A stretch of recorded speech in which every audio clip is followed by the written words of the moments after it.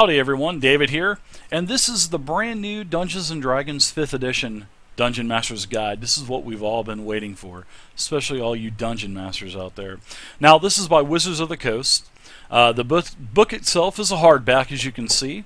It is 320 pages, and the lead designers for this book are Jeremy Crawford, Chris Perkins, and James Wyatt, and the cover artist is Tyler Jacobson.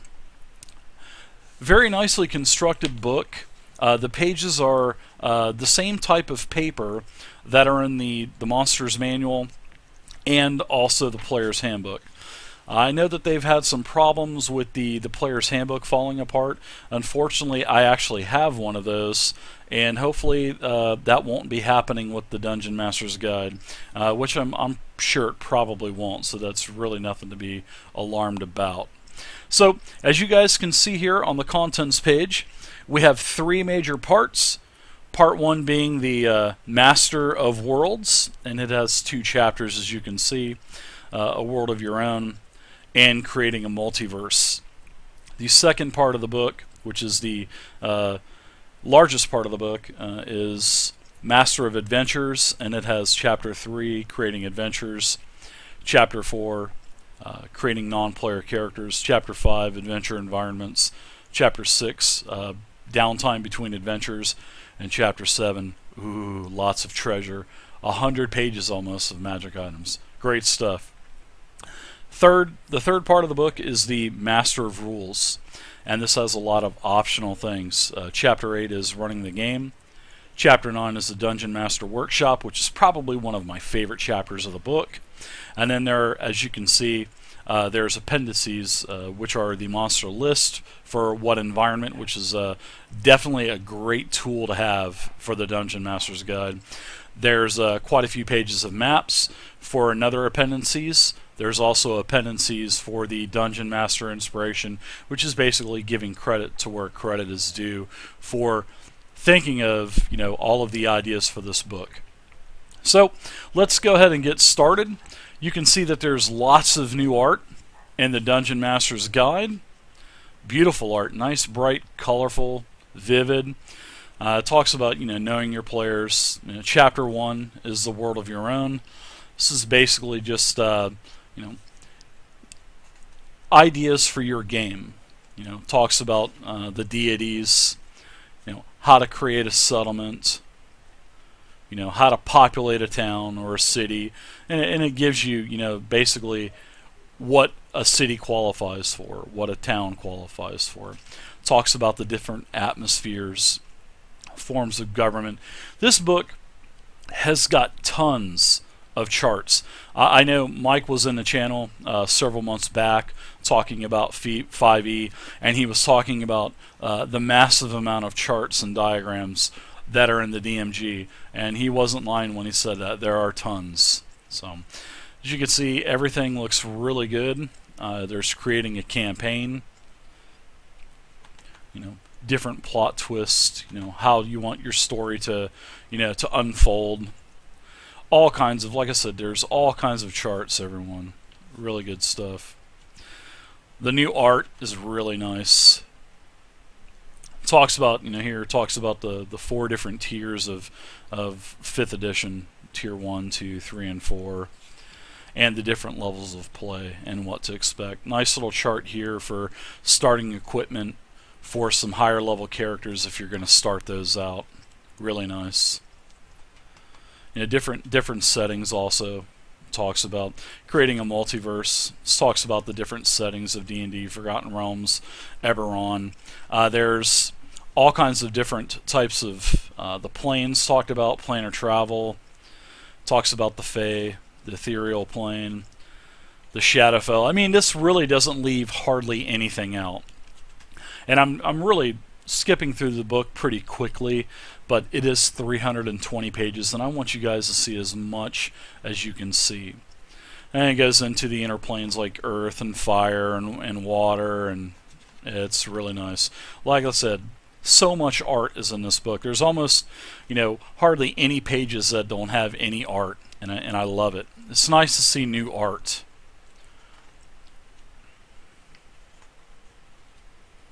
And then it goes into the outer planes. And then part 2, this is the Master of Adventures, like we had mentioned just a few minutes ago.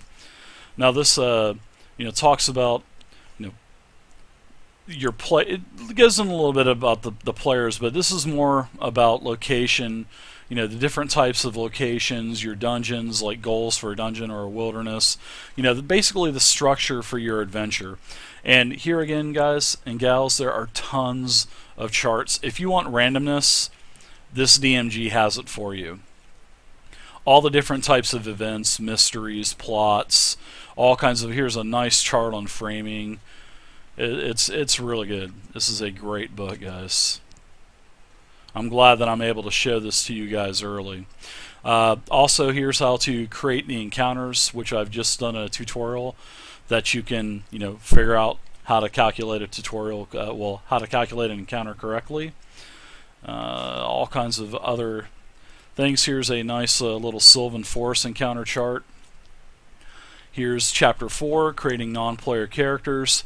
It has some new bonds, traits, falls, ideals, all kinds of like mannerisms, talents that the NPCs can have. Just has all kinds of different charts on villains' methods, the schemes that they have.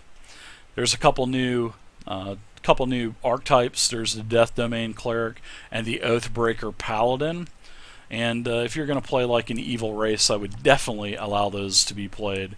But as for regular, your favorite, if you're playing a good versus evil game, I really wouldn't recommend those. I don't think it would be a good mix for your group. Chapter 5 is about adventure environments. Really nice about the dungeons. Where the dungeon is located, if it's in a normal type of location or an exotic location. The dungeon creator. I mean, who creates it? I mean, there are just literally charts for everything, everyone. This is really nice. How to map a dungeon. The different hazards. Like a portcullis or adding slimes. The same thing for wilderness here. I remember this piece of art was in the starter box set, Lost Mine of Phandalin. All kinds of monuments you can put in your wilderness. Weird locations. I mean, there's so much stuff. There's more rules on foraging for your druids and rangers out there. Really nice. Here's settlements. How to build a settlement or even a small town. The different buildings, and there's a tavern name generator. Pretty good stuff here. Nice map of a town. You could probably use that if you wanted to have a town that you're going to create. I think that kind of looks like. I think it looks like, I want to say Daggerford, but I know there's a castle in Daggerford, so this might be just a random town. But as you can see, all kinds of stuff. Here's underwater. I mean, a lot of the books don't include air and underwater, but this Dungeon Master Guide does, and I'm so happy about that. So here's more stuff about the sky. There's a couple pages of sample traps for you also. And also on the page before, here's the charts that'll actually give you the DCs and the damage per tier because of the four tiers in D&D 5. Now, Chapter 6, this is basically talking about between adventures and downtime. So the free basic PDF in the Player's Handbook discusses some stuff about crafting, whatnot, different lifestyles. Well, the Dungeon Master's Guide goes much deeper into depth, and it has a lot more options for you. It goes into a lot more about crafting magic items, actually building a stronghold, running a business.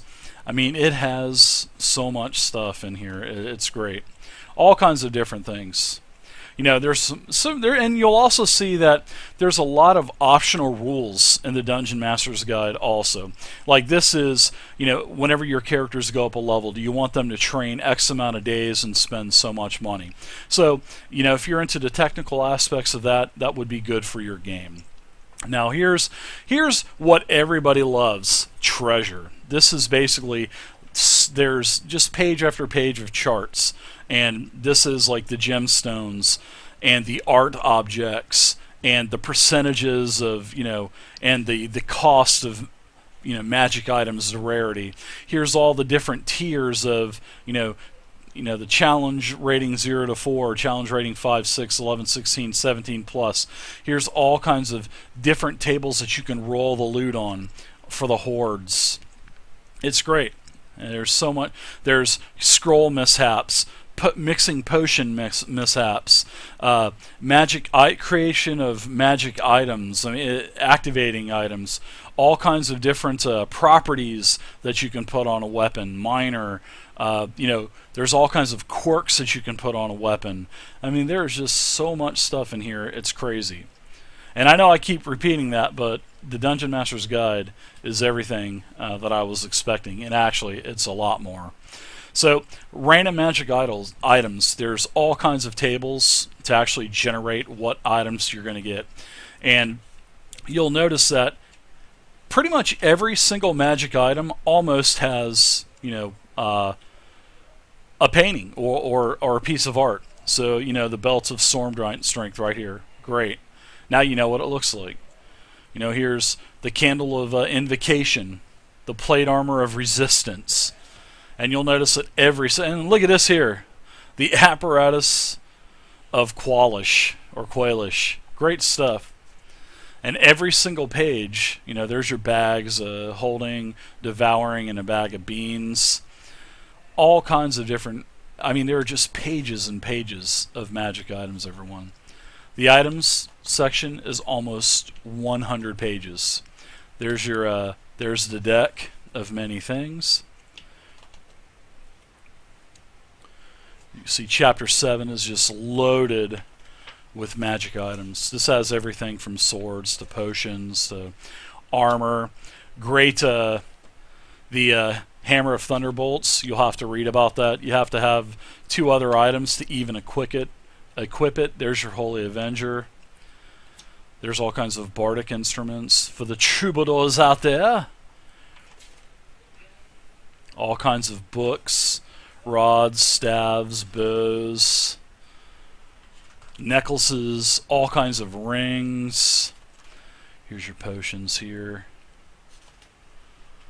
There's your rings. So many good things in this book. Pretty much going page by page for you guys so you can see. And like I said, the art is fantastic. It actually lets you see what your items look like. And, I'm sure not every single item has a piece of art, but hey, I could be wrong on that. There's a lot of art in here. There's a Talisman of the Sphere, Talisman of Ultimate Evil. And there's actually a large section on curse items down the road as well. Here's all your wands and a lot of wondrous items also. This is what they tweeted out probably a month ago with the different ingredients for making potions. Great stuff. There's also rules on creating sentient magic items, properties, all kinds of benefits. Then it goes into the artifacts, like the Book of Exalted Deeds and the the Great Book of Vile Darkness. So there's plenty of rewards that you can give your players. This book definitely does not lack that. Then there's all kinds of charms also that give different bonuses and perks. Now, this is an interesting section that I found, the epic boons. When you max out a character at 355,000 EXP at level 20, some people do want to continue, and these epic boons allow you to continue with leveling. So basically, each boon costs 30,000 EXP, and there are boons like the Boon of Fortitude. You can give your character another 40 health. So there's a whole page of boons that you can actually continue advancement past level 20, which is great. Part 3, this is the final part. This has the Master of Rules. Basically, Chapter 8 is running the game, making sure that you keep the table going, talking, discussion of rules, the rolling of dice, a lot more DCs for ability checks and whatnot. Great source. Talks a lot more about traveling. There's a lot more optional rules in this section as well. It talks about role playing, different styles of role playing, putting objects into your campaign. Now, here's a great thing that I saw. It talks about when you use a map, the different sizes for the creatures. If you use hexes or regular typical squares like in 4th or 3.5. Now, talks about flanking. There's optional rules for flanking. This does not affect sneak attack, but it does give advantage if people. So that's a great optional rule that you could possibly put into your game. Talks about here's rules for chases, like through maybe chasing through a town, through the wilderness. There's all. It's sort of like it kind of reminds me of like a skill challenge from 4th edition. Great siege equipment here. Nice couple pages of siege equipment. There's talks about diseases. A couple different diseases samples for you. Here's potions. I know poisons. I know a lot of people were asking about this. The player's handbook was very vague on poisons. Well, they're here in the Dungeon Master's Guide, so it has all of the the major types of poisons, how to purchase them, how to craft them, and then it has all the different things that can happen from taking poisons, as in short-term madness, long-term madness. So there's lots of charts to help you determine that as well, which is really good. Talks about more things about milestones, level advancement without XP. So you could basically how the Horde of the Dragon Queen and the Rise of Tiamat, you can do milestones that way, or you can just do XP per encounter for roleplay, or like a puzzle, or traps, or combat. Now, Dungeon Master's Workshop is Chapter 9, and this is probably one of my favorite chapters. And this has all kinds of tools for you as a Dungeon Master. It talks about a couple new optional ability scores, honor and sanity, and then it gives you the descriptions of what they do. And basically it's like sanity checks. There's a lot of adventuring options. There's a lot of healing options, making healer kits dependent, so where the party always has to use them if they're going to use expend their hit die heals. There optional rules for healing surges, slow natural healing optional rules. There's all kinds of rest variants also. Then there's more optional gear like firearms and explosives. So here's a chart here. I know that they also tweeted this out a couple weeks ago, and there's even some crazy things like the laser rifle and the energy cell. I don't know how that really goes with fantasy, but if you're going to play something like Spelljammer or maybe a modern day zombie apocalypse, and you'll have some options here for you. Now, here's some stuff about your plots and how you can actually twist them, and different options. Here's combat options, different variants for how to do initiative, speed. Now there's some action adjustments here, some other things like disarming and marking a target, overrunning. So there's some other actions that you can to add into your game if you want to give the players more. Now it also talks about creating a monster. Here's what we've been looking for, the damage and stuff. I know the Dungeon Master's Guide had some rules, but there wasn't a whole lot. So now I'm talking about the free Dungeon Master Guide PDF. Now this actually goes into more. This actually has everything you need, and it talks about pretty much what the basic Dungeon Master Guide talked about. And then, but there's a really great thing, and this takes you step by step on creating and how to convert something that's already a creature, like taking that bear and turning it into a turtle, or this is one example. Now this is really nice. I wish there was something like this for 4th edition, but here's all of the different the race features. Now take for the brute from the bugbear, that's there, or shifty from the kobolds. All of these different monster features are here, which is great, and you're able to add these to your custom created monsters that you make. Here's also creating spells, rules for creating spells, rules for creating magic items, and here's creating new character options. And you'll notice here that you can create races. Here's the options for that. And you'll notice here that there's a new sub-race, which is the Eladrin. So there's another optional race from you that the player's handbook does not have. And also, here's the Aasimars, so a whole new race as an example. So if you want to let your players play Aasimars, or let them play the Eladrin Elf sub-race, have at it.